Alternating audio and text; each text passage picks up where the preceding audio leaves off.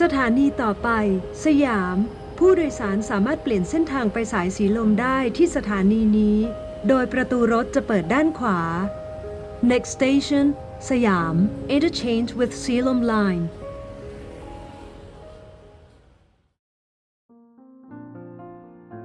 Who are you? Is a question people ask all the time.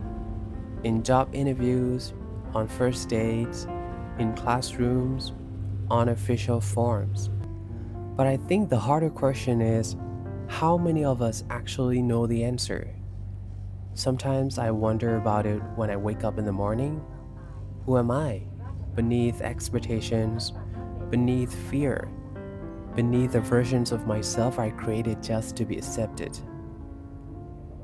Especially during Pride Month, when the world feels louder, more colorful, more visible, I find myself thinking about that question even more.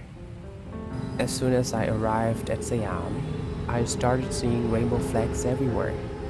People celebrating, taking photos, laughing openly. And for a moment, it brought me back to my childhood. I grew up in a culture where who you were could quietly change your whole life. Your friendships, the way people looked at you, the way you learned to behave around others. And I remember for the longest time, the question I feared the most was, who do you like in the class? Because the truth was, I never really knew how to answer it. Not because I didn't feel anything, but because deep down I already knew some answers could change the way people saw you forever. But in that same moment, I found myself quietly appreciating how much the world has changed. Seeing people exist so openly, without constantly shrinking themselves, without looking over their shoulders, it felt strangely emotional to witness, especially knowing there are kids growing up now who might not have to carry the same fear that so many of us carried in silence. But at the same time, I know not everyone gets to experience that feeling yet. Even today, there are still people around the world hiding parts of themselves just to feel safe.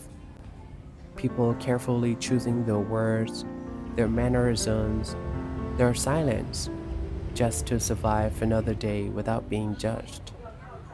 And maybe that's why the question, who are you, feels so complicated sometimes.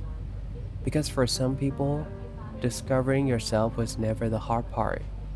The hard part was wondering whether the world would accept the answer.